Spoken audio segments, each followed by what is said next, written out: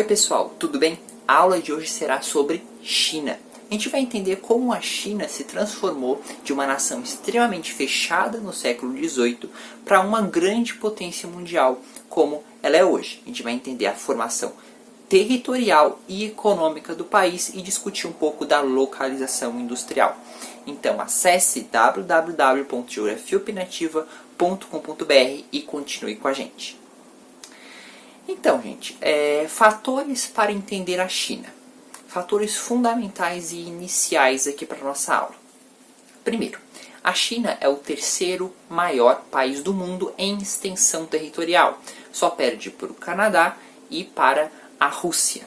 Além disso, tem a maior população do mundo. A China tem mais de 1 bilhão de habitantes. Só para vocês terem uma ideia, quase 1/5 da população mundial vive na China. Então é uma região extremamente relevante até por conta da sua demografia, ok? Último fator, a China ela tem o segundo maior PIB do mundo, ok? Só fica atrás dos Estados Unidos e dependendo, né, do tipo de PIB que a gente considerar, do tipo de cálculo, a China tem inclusive um PIB maior que dos Estados Unidos, ok? Então, isso já dá para entender, com isso a gente já consegue entender por que a gente precisa estudar a China, ok? Mas, para entendermos esse dinamismo econômico da China de hoje, a gente tem que entender o que era a China no passado, ok? Então, vamos lá.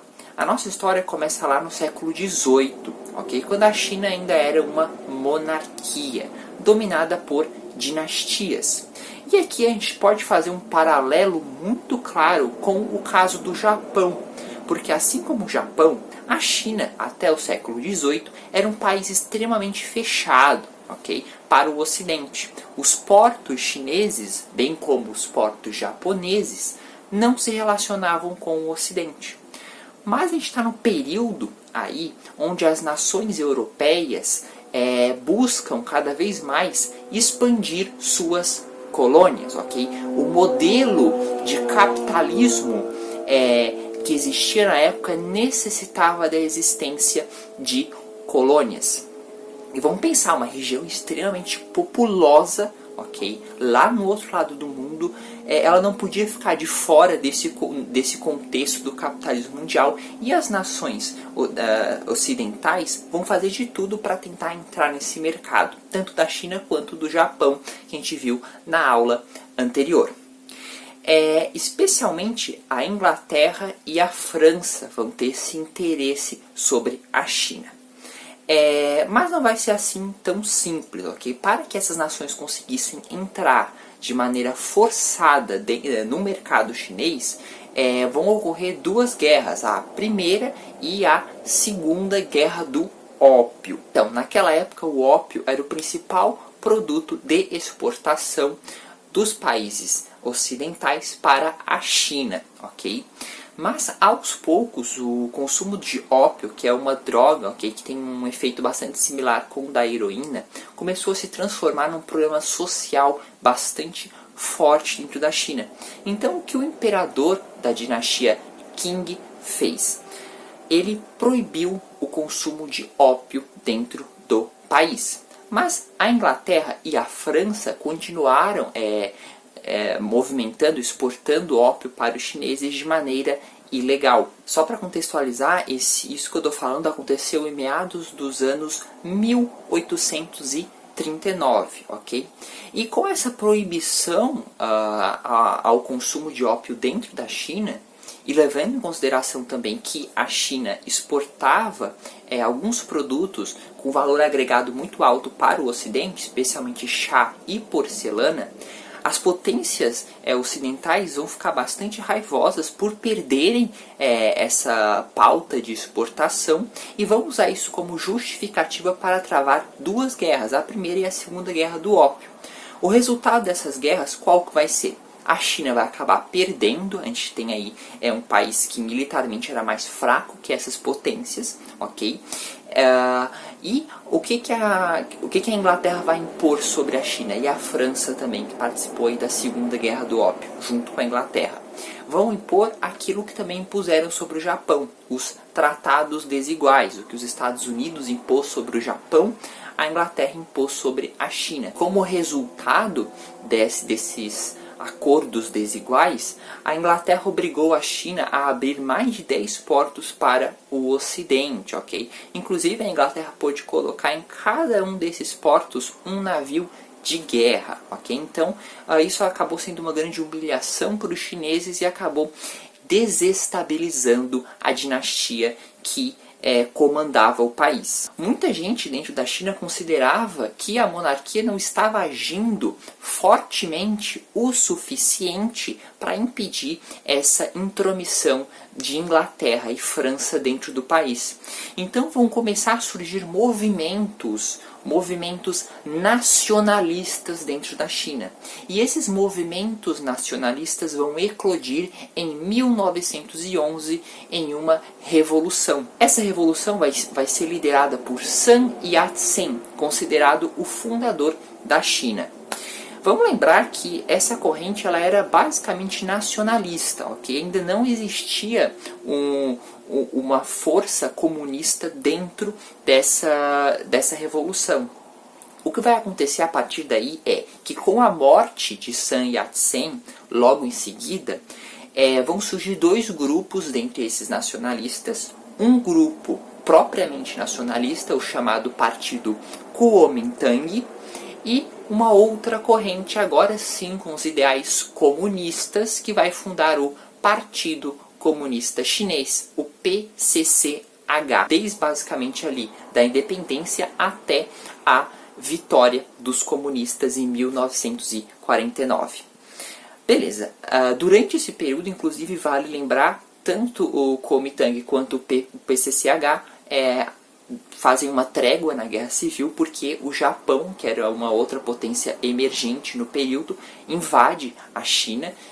Então, ali em meados de 1930, ocorre esse pequeno período de paz entre essas duas forças para combaterem os japoneses. Quando os japoneses são expulsos, a Guerra Civil retoma.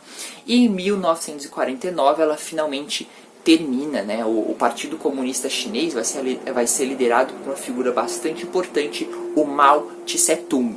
Do outro lado, o Kuomintang vai ser liderado por Chiang Kai-shek, ok? Então esses dois são os dois nomes mais importantes de cada lado. Mas por que o Partido Comunista vai vencer? Então, basicamente, a gente vai ter um apoio aí muito forte da União Soviética ao Partido Comunista Chinês no início. Os Estados Unidos, naquela época, estavam muito mais focados na ocupação do Japão e não apoiaram o Kuomintang. Então, o Kuomintang ficou sozinho, enquanto a União Soviética, que era a outra potência daquela época, vamos lembrar que a gente estava aí no período de Guerra Fria, ok? A gente tem uma aula sobre Guerra Fria no canal, não deixe de assistir para complementar este vídeo. Então, a gente tem uma potência muito grande apoiando os comunistas e eles acabam triunfando. Os nacionalistas do Partido Kuomintang fogem da China continental e vão para uma ilha, a ilha de Taiwan, também chamada de Formosa ou Taipei. Lá eles vão fundar o que eles consideram China, ok? Então hoje basicamente é como se nós tivéssemos duas Chinas. A China continental, que é a China comunista, e a China do Kuomintang, que é a China Taipei, na ilha de Taiwan. Alguns países ou reconhecem apenas a China comunista, como o Brasil, ou reconhecem apenas Taiwan, como é o caso do Paraguai. Mas, beleza, aqui nesse vídeo a gente vai falar, obviamente, da China comunista, da China continental, que é a grande potência que é hoje. Taiwan vai aparecer num vídeo posterior sobre os tigres asiáticos, beleza? Então, o que vai acontecer a partir de 1949? A gente vai ter Mao Tse-tung virando o secretário-geral do Partido Comunista Chinês e automaticamente virando aí como se fosse o presidente da China, ok? Ele vai ser o grande líder da China através do título de grande timoneiro. Ele vai implementar várias reformas dentro do país. A primeira mais relevante delas vai se dar em 1958 e vai ser chamada de Grande Salto para Frente. Ela vai se pautar tanto na indústria, vai se pautar tanto em reformas na indústria, tanto em reformas no campo. Na indústria a gente vai ter um modelo próximo ao modelo soviético, onde irá se focar aí na indústria bélica, a indústria de armas, e a indústria de base, que era a indústria mais pesada, a indústria siderúrgica, por exemplo. E claro, uma industrialização em modelo planificado, onde o Estado é dono dos meios de produção. No campo, a gente vai ter um processo de coletivização das fazendas. O Mao Tse-tung vai fazer isso para quê? Para abolir o restante da iniciativa da propriedade privada que existia no campo. Vamos lembrar que um dos princípios bases do comunismo é o fim da propriedade privada e a sua substituição por uma propriedade coletiva. E essas fazendas coletivas vão ser administradas por uma comuna popular. O que é uma comuna popular? Basicamente é um grupo entre aí 20 mil, 30 mil pessoas que são colocados para viver no campo, ok? E essas pessoas, esses agricultores, irão administrar a terra, mas a terra não será deles, a terra será do Estado. Por isso que é uma fazenda coletiva, mas são eles que de forma autônoma irão administrar toda a produção. O Estado vai participar aí também, por exemplo, oferecendo infraestrutura, oferecendo máquinas para essas comunas populares, ok? E qual que era a ideia do Mao Tse-tung com essas comunas populares? Então, um detalhe bastante importante que a gente às vezes, por nós vivermos no sistema capitalista, a gente acaba pensando que industrialização é sinônimo de urbanização. Mas a ideia, a lógica de Mao Tse-tung era ao contrário disso. A ideia dele era levar a população para o campo e instalar unidades industriais no campo, ok? Quebrando com essa dualidade existente entre campo e cidade que tão marca o capitalismo no mundo inteiro. E dentro da lógica comunista, essas fábricas seriam administradas pelos trabalhadores / agricultores, moradores dessas comunas populares. Mas, todavia, esse grande salto para a frente de Mao Tse-tung vai fracassar, não vai dar certo. E aí a gente pode citar diversos fatores.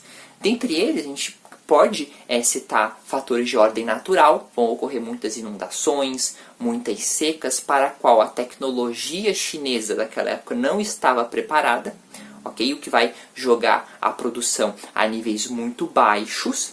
Mas também um fator fundamental aí vai ser a falta de preparo da mão de obra. A gente vai ter a máquina para ser usada no campo, mas a gente não vai ter alguém que saiba utilizar essa máquina, ok? Então, isso vai ser agravado quando começa a ocorrer aí uma disputa uma rivalidade entre União Soviética e China, uma rivalidade dentro do bloco socialista, que vai levar a União Soviética a tirar os seus técnicos de dentro do campo chinês. A União Soviética que tinha um avanço tecnológico muito maior que a China. E quando a China se vê sem essas pessoas que entendiam, que sabiam como operar as máquinas, a gente tem uma crise de produção de alimentos. E essa crise vai levar a um período bastante triste da história da China, que a gente conhece como o período da Grande Fome, onde aí se diz que milhares ou milhões de chineses teriam morrido de fome por conta do fracasso desse plano do Mao Tse-tung. Então a gente deve imaginar, por lógica, que o poder e a influência do Mao Tse-tung estava bastante abalado depois do fracasso do grande salto para frente. E, logicamente, dentro do próprio Partido Comunista, a oposição a Mao Tse-tung aumentava cada vez mais. Então é pensando nisso que em 1966, Mao Tse-tung lança um segundo plano, conhecido aí como Revolução Cultural. que, segundo o próprio Mao Tse-tung, seria uma revolução dentro de uma revolução, que basicamente tinha como principal intuito qual? Recuperar o poder e a hegemonia de Mao Tse-tung dentro do Partido Comunista Chinês. E isso ocorreu de várias formas. Uma delas foi, por exemplo, enviando militares e intelectuais para as comunas populares. Há quem diga que isso foi feito para quê? Para que não existisse uma diferenciação entre aqueles que são intelectuais e aqueles que são trabalhadores. Mas é fato também que muitos intelectuais que eram contrários a Mao Tse-tung foram enviados para essas fazendas coletivas, ok? Então, o intuito principal, pelo menos do que se entende hoje, da Revolução Cultural, que também tinha aí muito a ver com uma tentativa de mudar hábitos e a cultura chinesa, por isso Revolução Cultural, mas o principal motivo foi restabelecer o controle, a hegemonia, o apoio a Mao Tse-tung dentro do PCCH. E tudo isso, esses dois planos estavam acontecendo em um contexto onde China e União Soviética começam a ter uma rivalidade muito, muito, muito forte. Muitas vezes a gente é levado a pensar de maneira muito dualista, que existe o bloco comunista, o bloco socialista, aliás, e o bloco capitalista durante a Guerra Fria. Estados Unidos de um lado, União Soviética do outro. E todo mundo que era socialista se apoiava, e todo mundo que era capitalista se apoiava, e os dois lados se odiavam. Mas na prática não foi exatamente assim. União Soviética e China, a partir especialmente dos anos 70, vão romper completamente os laços, porque ambos os países queriam ter a hegemonia do bloco socialista. Então o que vai acontecer? A China rompe laços com a União Soviética e irá se aproximar de quem? Do maior rival da União Soviética, os Estados Unidos. Tanto é que vão ocorrer diversas visitas de presidentes americanos na China e vice-versa, e o principal marco, a principal consequência disso vai ser o estabelecimento de uma cadeira para a China comunista no Conselho de Segurança da ONU. Até então, Taiwan tinha uma cadeira no Conselho de Segurança da ONU.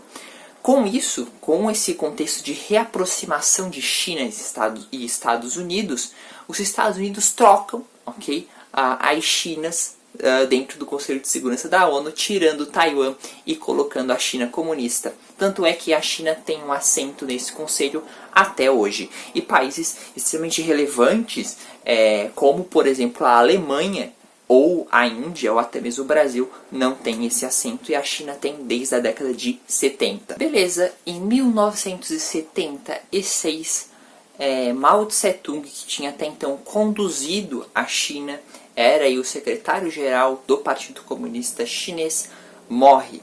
E em seu lugar ascende Deng Xiaoping, uma figura extremamente central para entender a China de hoje. Deng Xiaoping vai fazer o que ele mesmo chama de segunda revolução dentro da China, que vai ser uma série de reformas que visam modernizar o país e, na visão de alguns, até introduzir elementos do capitalismo dentro do socialismo chinês. O principal plano do Deng Xiaoping irá se chamar de 4 modernizações, onde o Deng vai aí aplicar modernização em 4 áreas que ele considerava vital para o país. A primeira seria a defesa, a segunda a tecnologia e agora as duas que talvez serão as principais, a agricultura e a indústria. Vamos focar nessas duas. Primeiro, que são as mais importantes.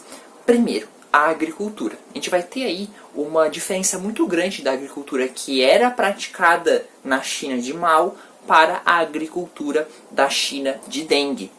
A gente vai ter o fim das comunas populares, aquele sistema de fazendas coletivas que eu expliquei há pouco, que o Mao Tse-tung implementou na China, vai ser extinto. Agora os trabalhadores vão poder vender sua produção de maneira individual. Embora é válido lembrar que a China, o Estado chinês, vai oferecer subsídios, incentivos, dinheiro para esses agricultores poderem produzir mais e colocarem à venda seus produtos de maneira mais barata, ok? E, segundo fator na agricultura, vai ser o surgimento do trabalho assalariado no campo. As pessoas passam a poder trabalhar no campo recebendo um salário pago não pelo Estado chinês, mas por outra pessoa. Então a gente tem aí a introdução de elementos típicos até de uma agricultura, por que não capitalista, dentro do socialismo chinês. E quando o assunto é indústria, a gente vai ter como principal projeto a criação das Zonas Econômicas Especiais, as ZEEs, a partir da década de 1980. Ok? O que são essas ZEEs? São porções do território chinês. A maioria dessas ZEEs vão estar localizadas na China Oriental, a fachada a marítima da China, aquela voltada para o Japão, ok? Onde estão as principais cidades, onde está a maioria da população e onde está concentrado aí a maioria do PIB da China hoje. E nessas regiões irão ser dados incentivos fiscais, incentivos aí de isenção de impostos, incentivos de até mesmo a grande mão de obra mais barata do que aquela mão de obra que existia na Europa, enfim, nos outros países. Então o governo chinês tem aí uma série de atrativos para empresas de fora, ok, empresas não chinesas, se instalarem ali. Mas elas não vão poder se instalar de qualquer jeito, ok? No contexto aí da China vai existir o quê? Essas empresas estrangeiras vão ter que se associar com uma empresa chinesa, seja ela estatal ou não, e formar uma terceira empresa, um joint venture. E essa terceira empresa seria administrada por a empresa estrangeira e pela empresa chinesa. Então a gente nota aí que é uma introdução de elementos do próprio livre mercado dentro do socialismo chinês, mas a gente tem aí um Estado ainda bastante forte e regulador. E além disso, essa associação de empresas chinesas e empresas estrangeiras vai ser bastante interessante para a China e para as empresas chinesas. Afinal, a China, vendo, agora associada a uma empresa estrangeira, a empresa chinesa aprende, ok, e transfere tecnologia da empresa estrangeira para a empresa chinesa, o que vai formar empresas chinesas muito grandes, muito fortes, ok, que atuam em diversos países do mundo. A gente vai citar daqui a pouco algumas delas. Então a gente tem empresas, importante salientar, que a gente chama de empresas de capital misto, okay, que vão envolver Estado e iniciativa privada. E essa iniciativa privada é uma iniciativa privada estrangeira. Okay? Dado esse aspecto, né, a gente ter aí um país governado por um partido comunista chinês, com um sistema socialista predominante, com porções do território, aí essas ZEs com a intromissão do livre mercado, embora associado às empresas chinesas, muita gente vai dizer que a China é um país com dois sistemas. É aquela máxima, um país, dois sistemas. Algumas pessoas vão preferir chamar isso de socialismo de mercado, ok? Um socialismo aberto ao mercado, em algumas porções. Por isso, socialismo de mercado, um conceito importante, bem interessante, que é importante você gravar, certo? A gente viu aqui como que a China se transformou na China de hoje. Certo? A gente viu ali como que a gente tinha um tipo de socialismo de Mao Tse-tung que se transformou num socialismo diferente aí de Deng Xiaoping. Mas como eu expliquei, essas ZES, que são áreas extremamente dinâmicas economicamente falando, ficam concentradas no leste da China. Então quando a gente fala em localização industrial chinesa, é bastante importante a gente diferenciar duas Chinas dentro da China continental. Uma China oriental, que é uma China bastante tecnológica, bastante moderna, com PIB alto, com uma infraestrutura muito boa, e uma China ocidental, que é uma China bem mais atrasada, okay, que é uma China com menos indústrias. Essas indústrias geralmente que existem na China oriental são indústrias feitas, incentivadas pelo Estado, ok? Uma indústria que o Mao Tse Tung, por exemplo, vai incentivar a instalação de algumas indústrias na China Oriental, mas um fator importantíssimo que a gente não pode deixar de ignorar é a questão física. A China Oriental é uma China montanhosa, ok? Uma China fria e com solos menos férteis, ok? O que é bastante difícil para qualquer país do mundo, nessas condições de relevo e clima, criar uma economia forte. Todavia, a gente vai ter aí dois destaques bastante importantes. Um vai ser a província da Mongólia Interior, que faz parte dessa chamada China Ocidental, que vai ter uma grande quantidade de terras raras em seu território. Terras raras nada mais é do que alguns elementos químicos extremamente raros, ok? Mas que são fundamentais para fazer tecnologia de ponta, que vai desde painéis solares até um tablet ou celular que talvez você esteja usando para assistir esse vídeo. Dentro dele vai ter uma quantidade minúscula, mas fundamental, de um elemento químico que pode ser encontrado nesta província. E o segundo fator é alguns produtos agrícolas que são produzidos por lá, em especial o trigo, o arroz e o algodão. E por ser uma região extremamente montanhosa, a gente vai ter uma técnica aí predominante, que é a técnica de agricultura de jardinagem, ou também a agricultura em terraços, que a gente tem a formação de degraus na montanha onde vai ocorrer o plantio, ok? Beleza, essa é um cenário, o panorama geral da China Ocidental. Vamos focar um pouquinho na China Oriental, que é a China mais desenvolvida, onde a gente tem aí cidades mais importantes como Xangai e Pequim. Beleza, essa China, como eu falei, ela concentra a maior parte do PIB chinês e a maior parte da população da China, ok? A agricultura bastante forte, com produtos variados. Essa agricultura vai ser feita principalmente ali na planície oriental, onde vai ter um solo extremamente fértil, um solo amarelado, o chamado loess, tá bem?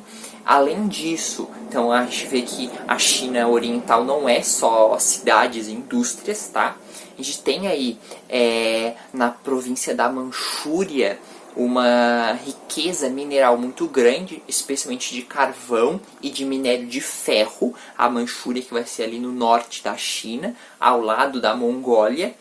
E isso vai fazer com que a região, importante, já falando de localização industrial, a região aí vai concentrar muitas indústrias siderúrgicas, ok? A gente vai ter ainda na China o setor petroquímico muito forte, através das explorações ali do Mar do Sul da China e no Mar da China, ok? A gente vai ter uma produção de energia hidrelétrica e termoelétrica muito forte. A China é a maior produtora de energia pelo modal termoelétrico e pelo modal hidrelétrico do mundo. A gente vai ter uma indústria têxtil bastante forte em Pequim, em Xangai. Hoje a China ela domina o mercado têxtil, ok? A gente tem na Europa algumas indústrias têxteis importantes de alguns países. A Itália, especialmente com a alta costura, vai ter um destaque, mas a China, quando a gente fala em tecido comum, em tecido que não é o tecido de alto padrão, de luxo, a China domina o mercado, ok? Mundial. Provavelmente a roupa que você está usando, que eu estou usando agora, é feito na China por um tecido chinês, ok? A gente vai ter a indústria mecânica na cidade de Xangai e na cidade de Tianjin, a indústria química na cidade de Nanquim, a siderurgia, já citei, mas válido lembrar de novo, na Manchúria, e a indústria de ponta nas principais cidades, em especial na capital Pequim, onde a gente vai ter diversas iniciativas que visam atrair indústrias de ponta, como o Z-Park, num bairro bastante importante, que tem um nome bastante difícil, que é o bairro de Zhongguancun, eu acho, ok? Eu não sei, eu vou colocar aí o nome para vocês tentarem pronunciar, não sei se assim se pronuncia, mas é um bairro dentro da cidade de Pequim, bastante importante, onde fica o Z-Park, onde tem aí uma série de empresas de alta tecnologia e indústrias de ponta. E por fim, como eu já citei, é importante a gente salientar que essa transferência de tecnologia existente entre empresas estrangeiras e empresas chinesas vai ser muito importante para a China, o que vai possibilitar a expansão de empresas chinesas para várias empresas, para vários países do mundo. Agora eu vou citar aqui algumas delas e dos principais setores que a China atua. No setor petrolífero, a gente tem duas importantes empresas, a Sinopec Group e a China National Petroleum, ok? Que atuam no setor petrolífero do mundo inteiro, exploram petróleo no mundo inteiro. E no setor elétrico, a gente tem a State Grid, ok? E a gente tem várias outras empresas no ramo da tecnologia. É válido ressaltar duas empresas bastante importantes, que é a Xiaomi e a Huawei. A Huawei aí que está causando problema, está causando preocupação até na maior potência mundial, nos Estados Unidos, e não é por menos, é uma empresa aí cada vez mais forte dentro do mercado americano e de diversos outros países. A Xiaomi cada vez mais forte dentro da América Latina. E falando em América Latina, a gente tem a China aí tendo como seu principal polo de atuação justamente o hemisfério sul. A gente vai ter aí a Austrália, a África, a América do Sul e também a Índia, no hemisfério norte, mas ainda é uma região dentro desse contexto de periferia do sistema capitalista. Se a gente analisar os mapas, por exemplo, que mostram os principais parceiros comerciais, a gente vai ver que na América do Sul, na África, a Índia e na Austrália, a gente tem um domínio da China. Okay? O Brasil, o maior parceiro comercial hoje do Brasil é a China. Então a gente nota que a China está cada vez mais forte, ganhando mercados nos países subdesenvolvidos e emergentes. Só para vocês terem uma ideia, boa parte, a maior parte, aliás, dos produtos do petróleo, aliás, importado pela China, vem da Angola. Okay? Então essas parcerias comerciais, muitos inclusive chegam a acusar a China como sendo uma nação imperialista, praticando neo-imperialismo, porque dentro dessa lógica capitalista a China está aí conseguindo com bastante força adentrar mercados que antes eram das grandes potências capitalistas, ok? Então é um vídeo bastante grande, né, bastante denso, a gente tem muita informação, assiste 1, 2 vezes, 3 vezes, porque é um assunto importantíssimo, porque quando a gente fala em geopolítica mundial, a China é um dos principais destaques, acumulando aí índices de crescimento elevadíssimos todos os anos por muito tempo, ok? Então, muito obrigado por ter assistido até o final. Deixe seu like no vídeo, se inscreva no canal e ative o sininho para receber notificações dos próximos vídeos. É muito importante para ajudar a gente a atingir cada vez mais estudantes. Muito obrigado por ter assistido até o fim e até a próxima.